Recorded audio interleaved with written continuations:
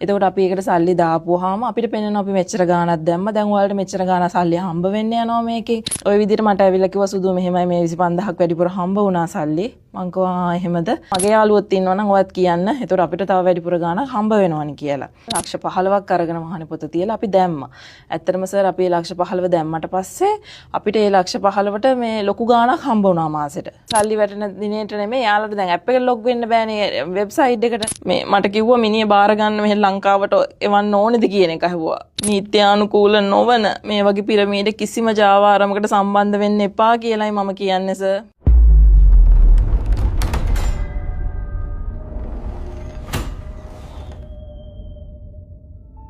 මොකක්ද ඔයාගේ නම? මම ශේහානි අනුරාධ සර්. වයස? 35යි සර්. පදිංචිය? රාජගිරියේ. මොකක්ද ඒ කතාව? මට දරුවෝ දෙන්නෙක් ඉන්නවා සර්. පුතාට අවුරුදු 5යි, දුවට අවුරුදු 2යි. මගේ හස්බන්ඩ් ව්‍යාපාරිකයෙක්. මම ජොබ් එකක් කරන්නේ නැහැ සර්. හස්බන්ඩ්ගේ ව්‍යාපාර කටයුතු වලට උදව් කරලා දරුවෝ දෙන්නත් බලාගෙන ගෙදරට වෙලා ඉන්නවා සර්. මගේ කතාව සර් මගේ මේ හස්බන්ඩ් ව්‍යාපාර කටයුතු කරගෙන අපිට එදිනෙදා ජීවත් වෙන්න මුදල් ඇති. සාමාන්‍ය විදිහට අපි ජීවත් වුණා සතුටින්. දරුවෝ දෙන්නගේ වැඩත් කරගෙන හැමදේම කරන්නත් ඒ සල්ලි ඇති වුණා සර්. අපි සාමාන්‍ය විදිහට ජීවත් වුණා හොඳට. ටික දවසක් යනකොට හස්බන්ඩ්ගේ යාළුවෙක් හස්බන්ඩ්ගෙන් සල්ලි වගේක් ඉල්ලන් තිබ්බා සර්. ඊට පස්සේ ඒ සල්ලි අරගෙන මාසයක් විතර යනකොට ඒ සල්ලිත් එක්කම සල්ලි තව ටිකක් වැඩිපුර දීලා තිබ්බා සර්. ඊට පස්සේ දැන් ওই විදියට ඔහොම ගිහිල්ලා ආයෙ මාසයක් විතර ගියාට පස්සේ ආයෙ සල්ලි වගේක් ඉල්ලන් තිබ්බා. හස්බන්ඩ්ගේ හොඳම යාළුවෙක්. ඒ හින්දා හස්බන්ඩ් විශ්වාසයතුව සල්ලි දුන්නා යාට. මටත් කිව්වා දෙනවා කියලා. ඊට පස්සේ මේ ඒ සල්ලිත් අරගෙන ආය ටික දවසක් යනකොට ඒ සල්ලිත් එක්කම තව වැඩිපුර සල්ලි වගේක් දීලා තිබ්බා. ওই විදියට සර් කීප වතාවම හස්බන්ඩ්ගෙන් සල්ලි ඉල්ලගෙන තිබ්බා. ඒ යාළුවා.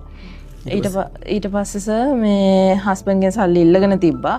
ඊට පස්සේ හස්බන්ඩ්ට දැන් මේක ප්‍රහෙලිකාවක් වගේ වුණා කොහොමද මේ සල්ලි හොයාගත්තේ කියලා. ඊට පස්සේ හස්බන්ඩ් අහලා තිබ්බා මේ කොහොමද මචං ඔබ මේ සල්ලි දෙන්නේ කියලා. ඊට පස්සේ එයා කියලා තිබ්බා මේ මෙහෙම මුදල් ආයෝජනය කිරීමක් තියෙනවා. මම ඒකට සල්ලි දාපුවාම 150ක් විතර වැඩිපුර සල්ලි අපිට හම්බ වෙනවා. ඒ කියන්නේ අපි දාන මුදලට වඩා දැම්මම 150ක් විතර සල්ලි හම්බ වෙනවා කියලා තිබ්බා සර්. ඊට පස්සේ හස්බන්ඩ් කියලා තිබ්බා උඹටත් පුළුවන් ඕන නම් මේ විදිහට සල්ලි දාන්න මම ඒක සෙට් කරලා දෙන්නම් කියලා. ඊට පස්සේ හස්බන්ඩ් අර මුලින්ම ලොකු කැමැත්තක් දක්වලා තිබෙත් නෑ. ඊට පස්සේ දැන් මේ විදිහට සල්ලි අරගෙන වැඩිපුර දෙන හින්දා හස්බන්ඩ් ඇවිල්ලා මගෙන් ඇහුවා මෙහෙම දෙයක් තියෙනවා. මෙහෙම සල්ලි වැඩිපුර හම්බ වෙනවා. මොකද කියන්නේ අපිත් කරමුද මේ වැඩේ කියලා ඇහුවා. මම මුලින්ම එහෙම කැමති වුණේ නෑ සර් මේ වැඩේට. මම මුලින්ම අකමැති වුණා. අකමැති වුණා ඊට පස්සේ හස්බන්ඩ් කිව්වා මේ අපිට මං කිව්වා ඉතින් අපිට සල්ලි ඇතිනේ ජීවත්